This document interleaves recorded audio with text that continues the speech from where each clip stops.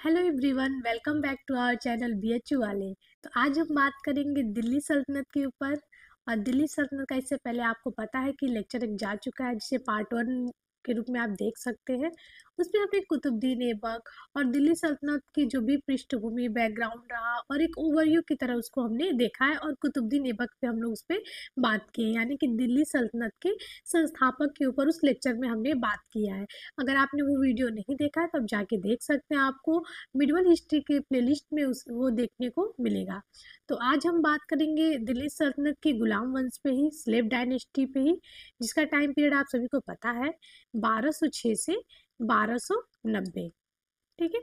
इस time period में देखेंगे लगभग 11 शासकों ने इस टाइम पीरियड में शासन किया है। सबसे ज़्यादा अगर रूलर्स को देखें हम लोग, अगर शासक की बात करें तो ये गुलाम वंश में हम देखेंगे कि सबसे ज़्यादा रूलर्स हमें देखने को मिलते हैं।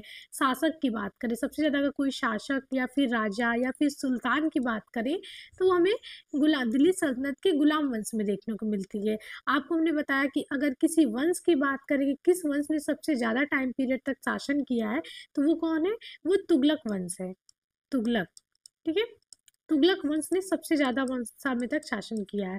और सबसे कम कौन है? तो खिलजी। खिलजी सबसे क्या है आपका? कम है। ठीक है। ये सारी चीज़ें हम पहले लेक्चर में बात कर चुके हैं। और ज़्यादा तुगलक है। शासकों में बात करें तो वो बहलोल लोदी है, जो सबसे ज़्यादा तक समय तक शासन किया है। तो आज हम देखेंगे गुलाम वंश में आराम शाह यानी कि कुतुबुद्दीन ऐबक के बाद जो शासक बनता है, और उसके बाद अलाउद्दीन मसूद शाह।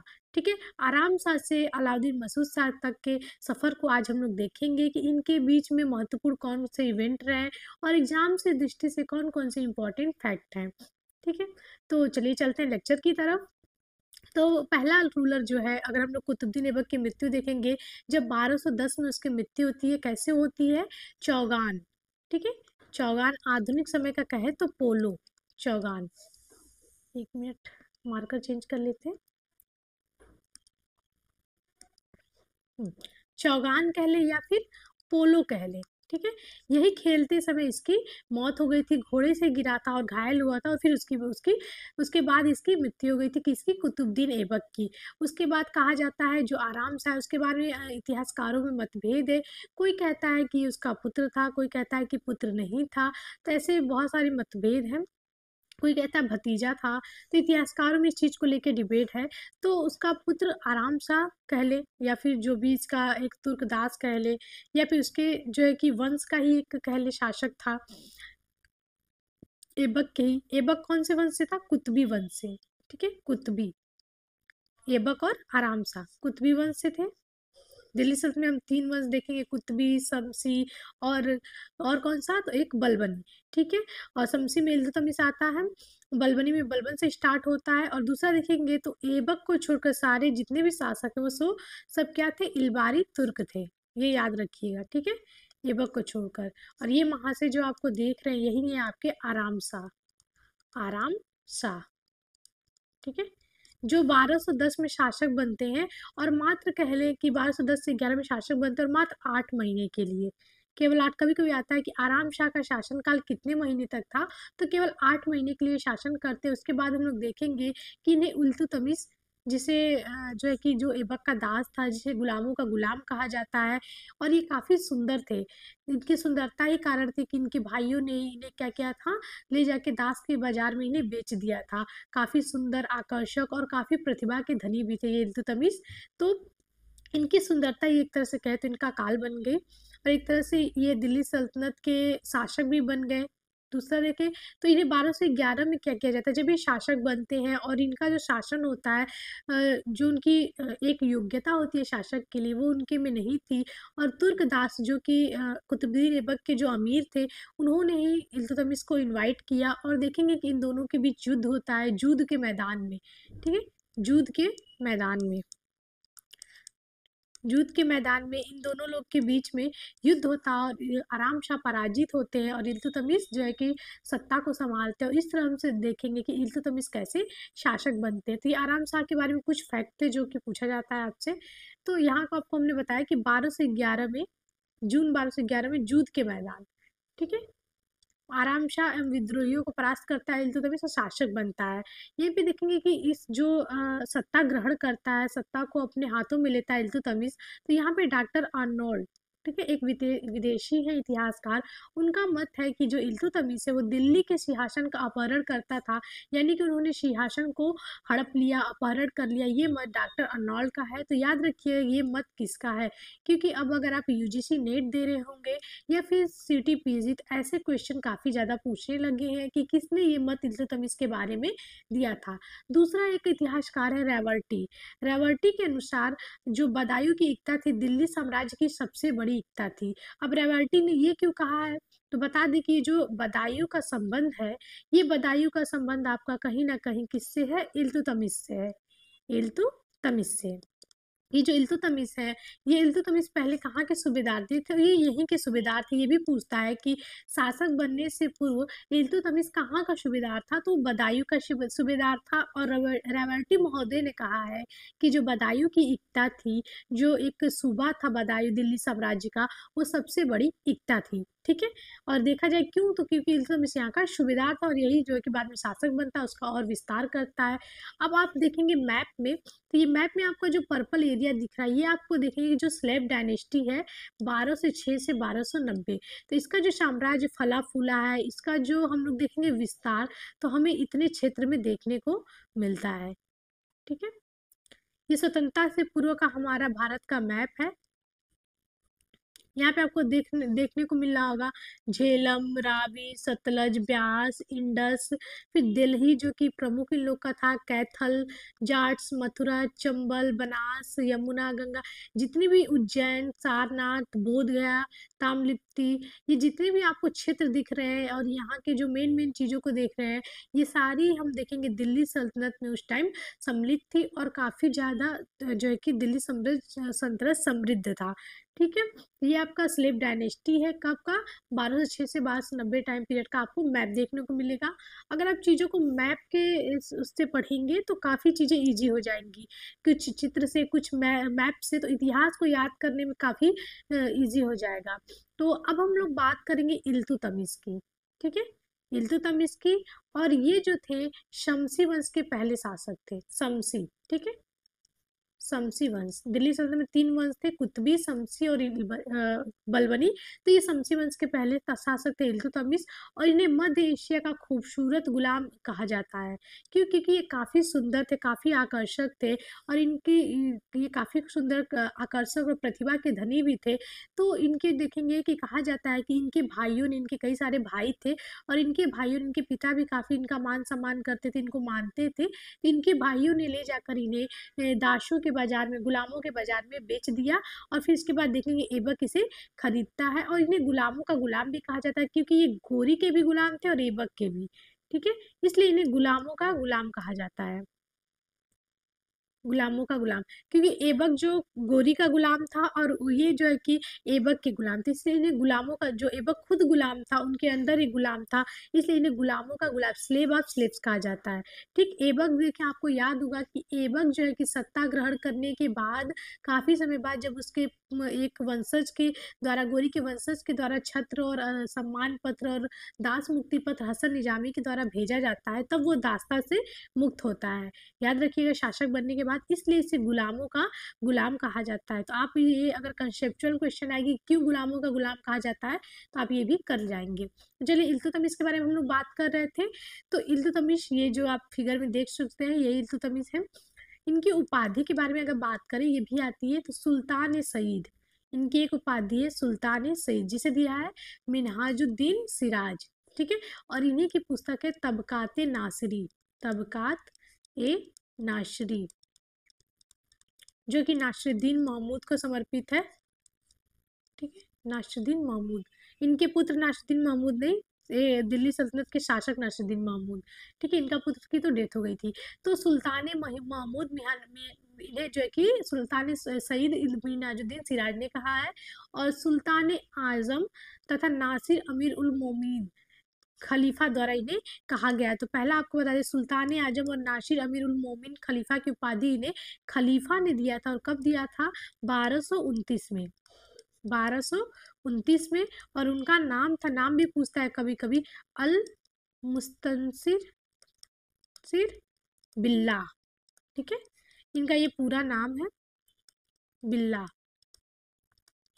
ठीक है, 1231 में उन्होंने इन्हें जो है कि दिल्ली सल्तनत का आधिकारिक शासक घोषित किया और इन्हें सुल्तान की उपाधि दी थी, सुल्तान ए आजम की उपाधि दी थी। ये भी क्वेश्चन आता है कब दिया था। और इसके बाद देखेंगे 1229 में जब ये खलीफा से खिलाफत लेते हैं, खिल्लत लेते हैं, एक सम्मान सूचक वस्त्र होता है, अधिकार पत्र लेते हैं, उसके थोड़े टाइम बाद ही देखेंगे इनके जो एक प्रिय पुत्र होते हैं, सबसे बड़े पुत्र होते हैं नासिरुद्दीन महमूद, उनकी मौत हो जाती है, डेथ हो जाती है। ठीक है, इसके बाद इन्हें मकबरों का पितामह कहा जाता है, और ये इमेज आपको इसलिए हमने लगाया है। तो ये आपका जो इमेज देख रहे हैं, ये इमेज आपका है सुल्तानगढ़ी का मकबरा, सुल्तानगढ़ी, सुल्तानगढ़ी, ये आपका सुल्तानगढ़ी का मकबरा है, और ये मकबरा इनके सबसे बड़े पुत्र नासिरुद्दीन महमूद का है। ठीक है, नासिरुद्दीन महमूद इनके सबसे बड़े पुत्र थे। 1229 में इनकी डेथ हो जाती है नासिरुद्दीन महमूद की। और ये इसके बाद हम देखेंगे कि इसलिए इन्हें मकबरों का पितामह इसलिए कहा जाता है क्योंकि जो सबसे पहला, अगर हम लोग दिल्ली सल्तनत में देखेंगे, दिल्ली डायनेस्टी में देखेंगे, तो सबसे पहला बार अगर किसी ने मकबरा बनवाया है तो वो जो है कि इल्तुतमिश ने बनवाया, इसलिए इन्हें मकबरों का, दिल्ली सल्तनत में मकबरों का पितामह कहा जाता है। ठीक है, इनकी जो जाति थी वो इलबारी तुर्क थे। आपको बता दें कि जो कुतुबुद्दीन ऐबक के बाद जितने भी शासक हुए हैं वो सारे इलबारी तुर्क थे। ठीक है,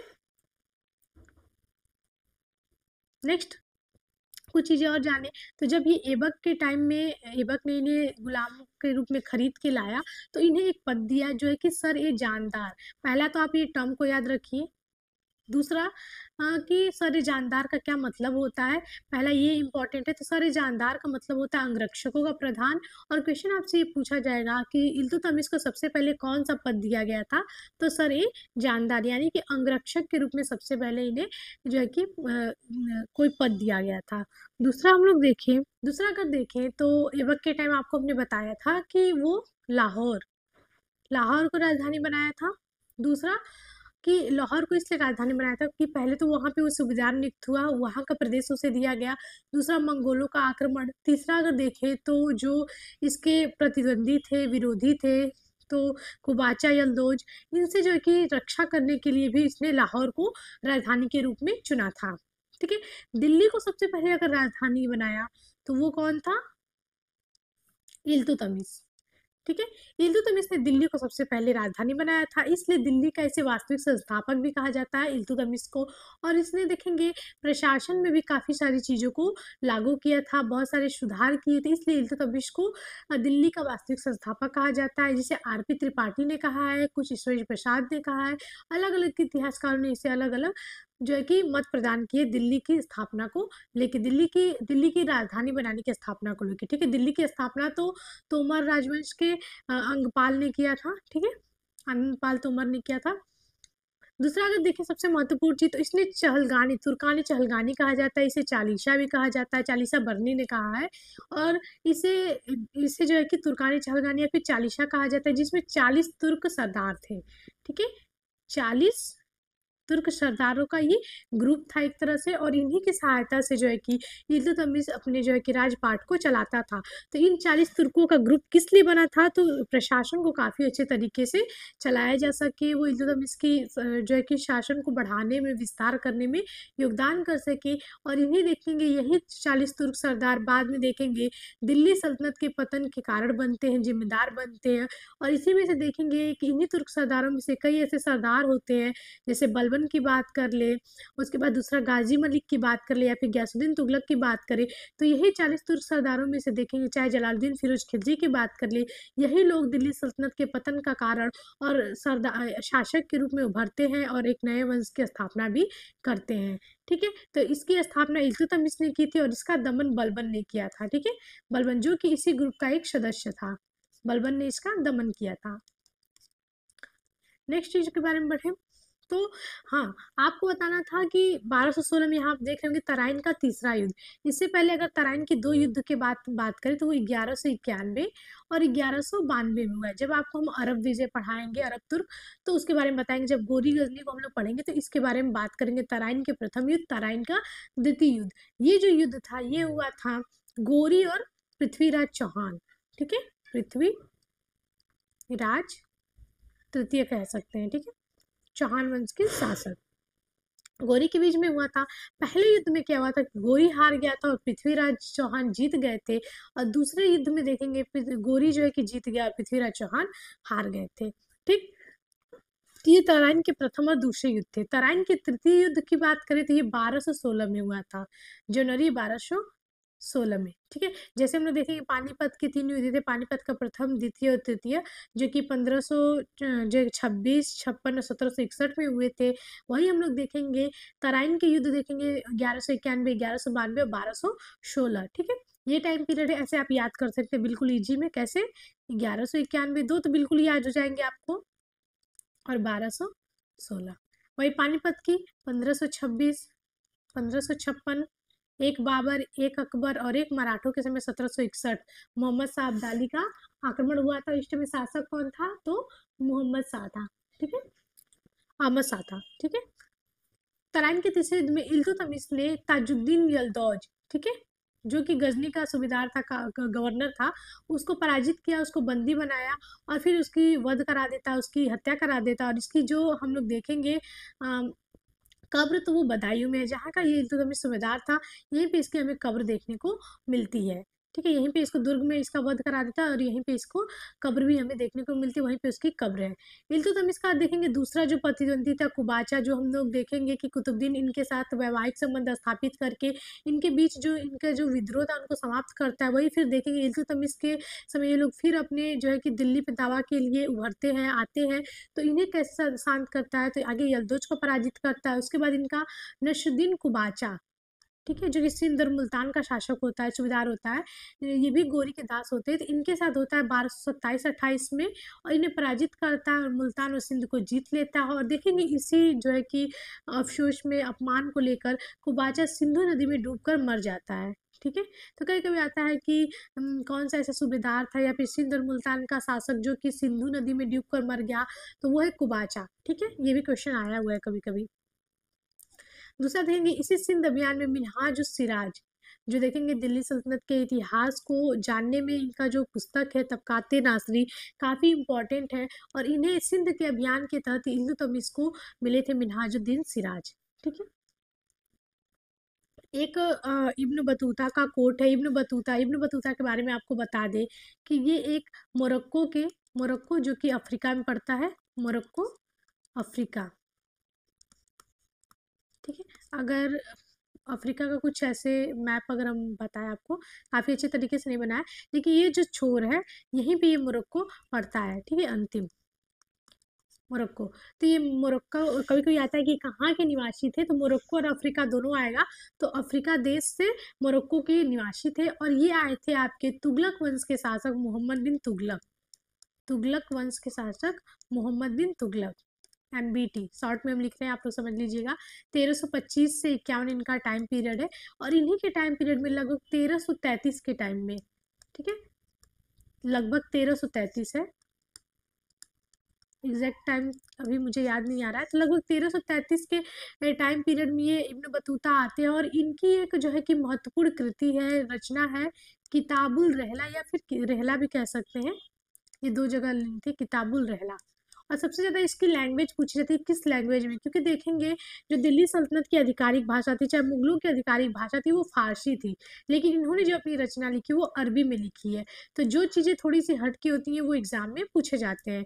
तो किताबुल रहला ये इनका मुख्य स्रोत है और ये जो है कि मोरक्को जब ये वापस चले गए थे तब लिखा है, तो इसे काफ़ी ऑथेंटिक माना जाता है। ये किसी शासक के मुंह में आके उनके भय डर से चाहे फिर उनकी प्रशंसा नहीं की है। तो ये इब्न बतूता जो कि इल्तुतमिश के टाइम पीरियड में नहीं है, फिर भी वो लिखते हैं। और इन्होंने लिखा है कि इब्न बतूता के दरबार में हम लोग देखेंगे, उसने अपने महल के सामने संगमरमर की 2 शेरों की मूर्तियां स्थापित कराई थी, जिनके गले में घंटियां लटकी हुई थी तथा जिनको बजाकर कोई व्यक्ति न्याय मांग सकता था। तो ये आपको कोट आ सकते हैं, ये कोट आ सकता है कि ये किसने कहा या फिर किसके बारे में कहा गया है। तो पहला तो ये इब्न बतूता ने वर्णन किया है, और दूसरा किसके बारे में किया है, तो इल्तुतमिश के बारे में। ऐसे ही कुछ अगर घंटियों की बात करें तो वो जहांगीर जो मुगल शासक था उसके बारे में भी आता है कि वो भी अपने दरबार महल के बाहर जो है कि एक घंटी लगाया हुआ था, और किसी को भी न्याय चाहता था तो उसे बजाता था। ठीक, तो ऐसे कुछ जहांगीर के बारे में भी है। आगे चलते हैं। अब दूसरा एक चीज देखेंगे, इल्तुतमिश के टाइम पीरियड में हमें चंगेज खां का नाम सुनने का मिलता है, जो कि एक मंगोल आक्रमणकारी था। और देखेंगे मुगलों के टाइम में भी इनका नाम हमें देखने को मिलेगा। तो क्योंकि मुगल इन्हीं के वंशज थे, तो ये चंगेज खां जिन्हें तिमुचिन भी कहते हैं, इनका एक नाम तिमुचिन भी है। कभी कभी आता है कि इसका वास्तविक नाम क्या था, तो तिमुचिन, इनका तिमुचिन नाम था। और इसने जो है कि 1221 में देखेंगे मांगबरनी, ठीक है, ख्वारिज में किशा जलालुद्दीन मांगबरनी का पीछा करते करते ये सिंधु नदी तक आ जाता है। और देखेंगे कि जब मांगबरनी से शरण मांगता है तो इल्तुतमिश मंगोल आक्रमण के डर से, चंगेज खां के आक्रमण के डर से उसका जो है कि उसके जो दूत आते हैं उनका वध करा देता है, उसे कोई भी शरण नहीं देता है। तो इस तरह से देखेंगे कैसे मंगोल आक्रमण चंगेज खां के आक्रमण से बचता है। तो अगर आपको आएगा कि पहला मंगोल आक्रमण किसके टाइम पीरियड में हुआ था, तो वो आप इल्तुतमिश बिल्कुल नहीं लगाएंगे, क्योंकि वो सिर्फ आया था, आक्रमण नहीं किया था, बस वो सिंधु नदी तक आ गया था। ठीक, लेकिन चंगेज खां का जो नाम है वो इल्तुतमिश से जुड़ा है, तो याद रखिएगा टाइम। अगर पहला मंगोल आक्रमण की बात हो, फर्स्ट मंगोल अटैक, मंगोल आक्रमण, तो वो बहराम शाह के टाइम में हुआ था। ये भी क्वेश्चन पूछा जाता है। ठीक है, ये आपका PYQ है। बहराम शाह 1241 में, ठीक है, 1241 में बहराम शाह पहली बार आक्रमण करता है। वो कौन आक्रमणकारी में होता है, ताहिर बहादुर, ताहिर बहादुर, याद रखिएगा ये। ठीक है, अब एक और इम्पोर्टेंट एक दुर्ग के बारे में हम लोग बात करेंगे, आप पिक्चर में देख सकते हैं, वो है रणथंबोर। और इस रणथंबोर को 1226 ईस्वी में इल्तुतमिश जीता जाता है। इस दुर्ग के बारे में कहा जाता है कि इतिहासकारों ने कहा है कि लगभग 70 शासकों ने इस दुर्ग को जीतने का प्रयास किया है।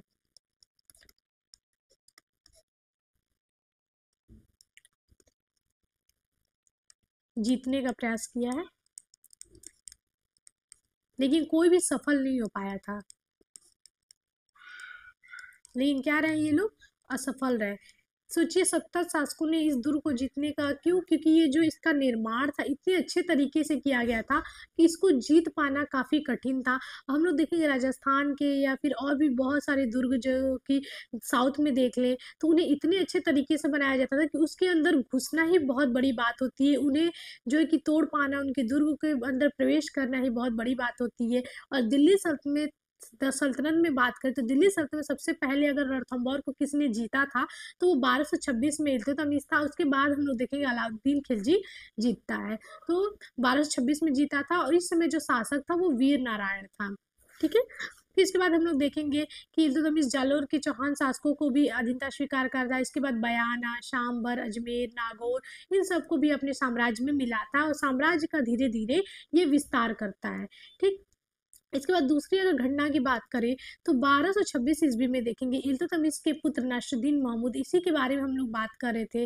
और इसी नासिरुद्दीन महमूद के बारे में आपको थोड़ा सा बता दें कि इसका ही मकबरा सुल्तानगढ़ी है। ठीक है, सुल्तानगढ़ी में इसका मकबरा है, इसकी जब डेथ होती है।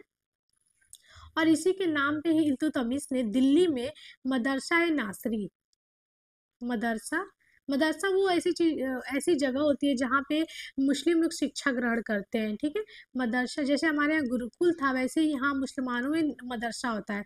और यहाँ पे देखेंगे जो प्राचार्य थे, टीचर थे, वहाँ पे मिनहाज को नियुक्त किया गया था। मिनहाज यहाँ पे टीचर थे। ठीक है, टीचर, मैंने टीचर लिख दिया, प्रचार भी होगा, आप लोग समझ जाइएगा। और ये कहाँ था, दिल्ली में था, आपके दिल्ली में। ठीक है, मदरसा ए नासरी पूछा जाता है, तो मदरसा ए नासरी इसी की याद में, इसी की स्मृति में बनाया हुआ है। एक और हाँ, मदरसा ए नासरी के बाद है तो एक और बता दें, मदरसा ए मुज्जी, मदरसा ए मुज्जी, मदरसा ए मुज्जी का निर्माण ये बदायूं और दिल्ली दोनों में है। बदायूं जहाँ का ये सूबेदार था। और ये किसकी स्मृति में बनाया, तो ये अपने गोरी की स्मृति में बनाया है। ठीक है, बनवाया इसी ने है, लेकिन किसकी स्मृति में, तो गोरी की स्मृति में बनवाया है। तो 1226 ईस्वी में इल्तुतमिश के पुत्र नसरुद्दीन महमूद ने बंगाल की राजधानी लखनौती पर अधिकार कर लिया था। ठीक है, हम लोगों ने बात किया था कि देखेंगे कुतुबुद्दीन ऐबक के टाइम पीरियड में बख्तियार बख्तियार खिलजी देखेंगे जाता है, नालंदा को जलाता है, जो कि लक्ष्मण सेन जो कि सेन वंश का शासक होता है बंगाल में, उसे हराता है, वो भाग जाता है कैसे, और फिर वो बंगाल पर अधिकार कर लेता है। और इल्तुतमिश के टाइम पीरियड में देखेंगे कि उसके पुत्र जो है कि बंगाल पर अधिकार करता है, उसकी राजधानी लखनौती पे। इसके बाद हम लोग देखेंगे 1229 ईस्वी में जब ये इल्तुतमिश खिलाफत लेता है, खलीफा से उपाधि धारण करता है, उसके कुछ समय बाद महमूद की मृत्यु हो जाती है और बंगाल में विद्रोह हो जाता है और उसको दबाया जाता है। फिर कैसे कैसे करके ये फिर ये दिल्ली सल्तनत का अंग बन जाता है। ये थी बंगाल की कहानी। ठीक, अब दूसरा हम लोग बात करें कि इंपॉर्टेंट फैक्ट्स के बारे में, कुछ मेन फैक्ट्स भी बात करें और जहाँ पे कोई चीज़ें बताने की वो भी आपको बता रहे, डिस्क्राइब कर रहे हैं। तो 1232 ईस्वी में इल्तुतमिश ग्वालियर की विजय करता है। ये इंपॉर्टेंट है, ग्वालियर विजय पूछता भी है। और बात इसी विजय के उपलक्ष्य में हम लोग देखेंगे कि रजिया के नाम के सिक्के चलाता है, कभी कभी आता है, रजिया के नाम के सिक्के चलाता है। 1232 में इल्तुतमिश ने, कहा जाता है कि इसी ग्वालियर विजय में रजिया उसके साथ गई थी या फिर सत्ता को संभाला था जब वो ग्वालियर विजय पे गई थी। तो ऐसा कुछ कथन है ग्वालियर विजय को लेके, तो ये इंपॉर्टेंट है आपका। दूसरा देखेंगे इसी के पश्चात इसने मालवा के भिलसा मंदिर और उज्जैन के महाकाल मंदिर, ये आप देख सकते हैं ये उज्जैन का महाकाल मंदिर है, इस महाकाल मंदिर को काफी लूटा था और यहाँ से जितने भी धन हुए थे इसको वापस लेके आया था। और वहीं से देखेंगे विक्रमादित्य की मूर्ति को भी ये उठा के लेके आया था। ठीक है, तो उज्जैन का महाकाल मंदिर किसने लूटा था, तो इल्तुतमिश, याद रखिएगा। यहाँ पे हम देखेंगे, आपको हमने बताया कि ग्वालियर विजय के बाद ही इसने उस रजिया के नाम के सिक्के चलाए थे। दूसरा अगर बात करें तो सबसे पहले अगर इल्तुतमिश सबसे पहले अगर दिल्ली सल्तनत में किसी ने सिक्कों का प्रचलन किया है तो वो था इल्तुतमिश। इसने शुद्ध अरबी सिक्के का प्रचलन किया, ये इंपॉर्टेंट है, कौन किया था, इल्तुतमिश ने किया था। इसने चांदी का टंका और तांबे का जीतल का प्रचलन किया और दिल्ली में टकसाल स्थापित किया था। टकसाल वो जगह होती है जहाँ पे सिक्कों को ढाला जाता है, सिक्के बनाए जाते हैं, सिक्कों को ढाला जाता है। ठीक है, ये देख सकते हैं आपके चांदी के टंके हैं और ये आपका तांबे का जीतल है, आप इमेज दे सकते हैं।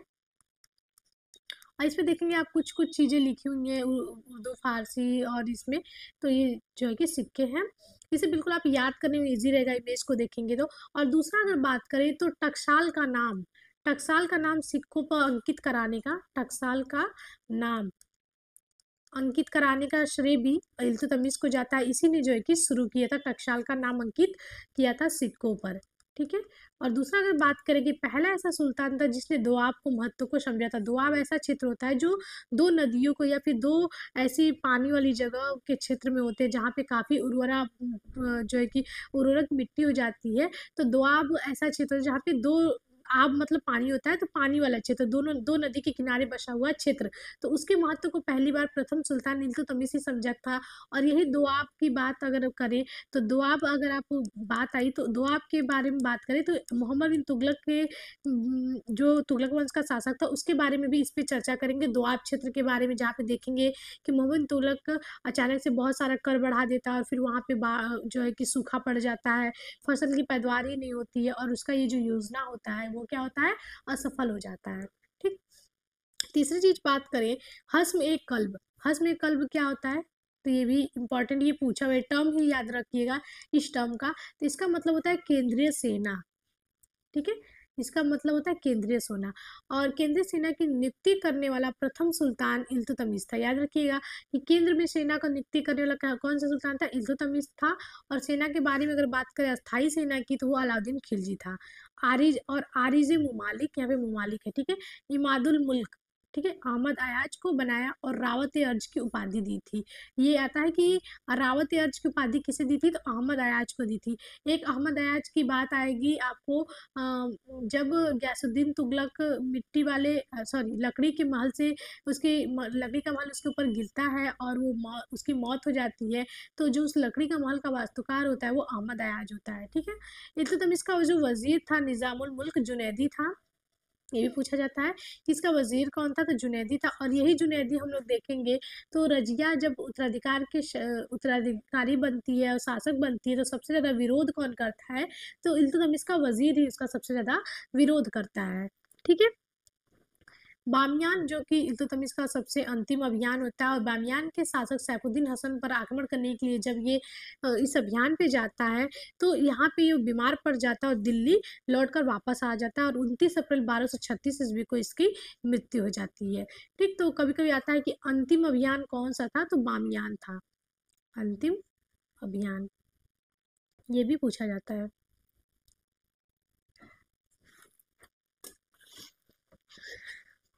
एक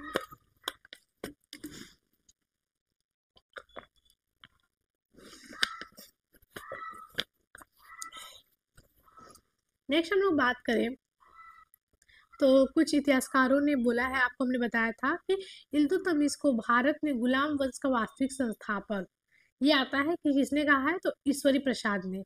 ठीक, और आरपी त्रिपाठी ने कहा है कि भारत में मुस्लिम राज्य का वास्तविक संस्थापक कौन है, तो इल्तुतमिश। तो मुस्लिम राज्य का अगर कहेगा तो आरपी त्रिपाठी, और गुलाम वंश का कहेगा तो ईश्वरी प्रसाद।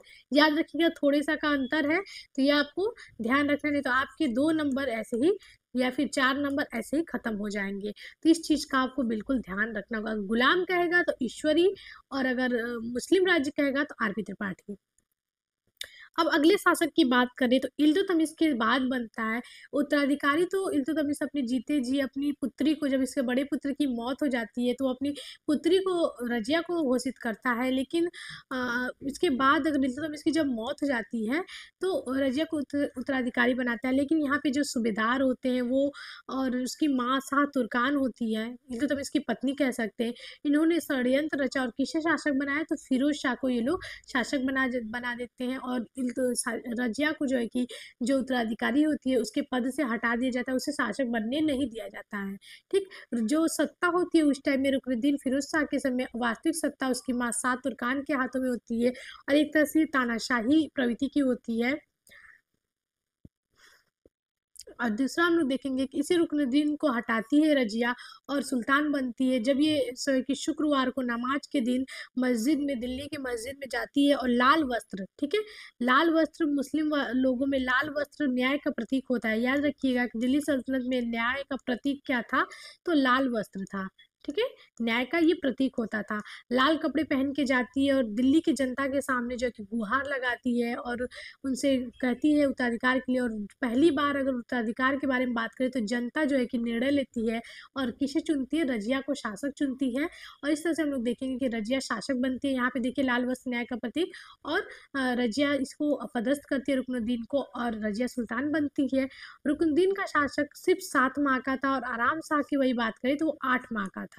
आराम 8 और रुकनुद्दीन 7, सॉरी 8 है यहाँ पे। ठीक, तो इस तरह से देखेंगे रजिया सुल्तान शासक बनती है। अब हम लोग रजिया सुल्तान के बारे में बात करते हैं, रजिया सुल्तान के ऊपर आते हैं। तो रजिया सुल्तान जिनका टाइम पीरियड 1236 से 40 से, टाइम पीरियड भी आप लोग ध्यान रखिएगा। पहले लेक्चर में मैंने सारे रूलर्स का एक जगह आपको लिस्ट बना के दे दिया किसका कितना टाइम पीरियड है। तो ये दिल्ली सल्तनत की प्रथम एवं अंतिम महिला शासिका होती है।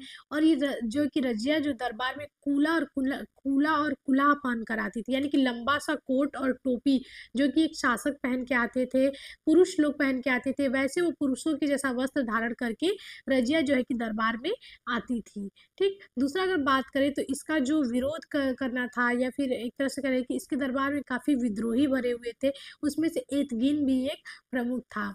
रजिया ने शासन में तुर्की सरदारों के एकाधिकार को खत्म करने के लिए अबिसिनियाई, ठीक है, अबिसिनियाई हबसी याकूब को अमीर याकुर बनाया। यहाँ का बताएं कि जो 40 दल थे, तरकानी चहलगानी थी, वो लोग रजिया का विरोध करते थे। क्यों? क्योंकि रजिया काफ़ी योग्य थी, सारे प्रशिक्षण थे, सैन्य प्रशिक्षण वो ली हुई थी, लेकिन वो सिर्फ महिला थी, इस वजह से जो है कि लोगों ने इसका विरोध किया। इसामी कहते हैं कि, या मिन्हाजुद्दीन सिराज कहते हैं कि जो है कि रजिया में शासक बनने के वो सभी गुण थे, लेकिन वो सिर्फ एक औरत थी, इसलिए वो शासक बनने के योग्य नहीं थी। ठीक, तो ये भी क्वेश्चन आता है कि सबसे पहले अमीर याकुर का पद इसने किसने दिया था, तो याकूत को दिया था, याकूब भी आता है, और ये अबिसिनियाई था। ठीक है, याद रखिएगा।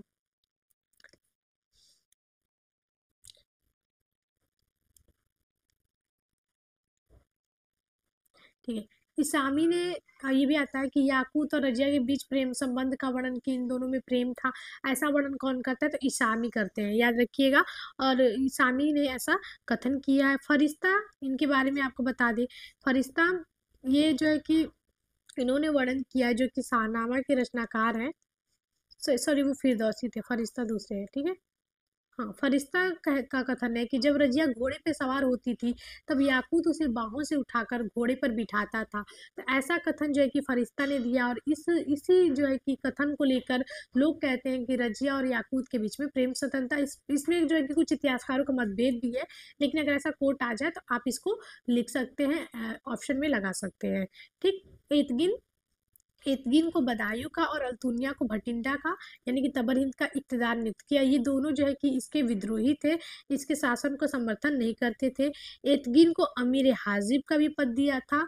दूसरा हम लोग देखेंगे, रजिया को लोगों का यानी कि जनता का समर्थन था, लेकिन जो तुर्क सरदार थे, सूबेदार थे, गवर्नर थे, वो लोग उसका विरोध करते थे। क्यों? क्योंकि वो एक महिला शासिका थी। ठीक। वहाँ पे बदायूं के गवर्नर, मुल्तान, हाशी, लाहौर, यहाँ के जो गवर्नर थे इसका विरोध करते थे। आपको हमने बताया कि जो इनका वजीर था इल्तुतमिश का, ये भी इसका विरोधी था, और एक प्रमुख विरोधियों में से ये भी एक उसका विरोधी था। दूसरा अगर बात करें, आपको हमने बताया कि षड्यंत्रकारियों में एतगिन प्रमुख था, और अल्तुनिया भी होता है, लेकिन अल्तुनिया से बाद में वो विवाह कर लेती है, और बाद में देखेंगे कैथल में 1240 में रजिया की मृत्यु हो जाती है।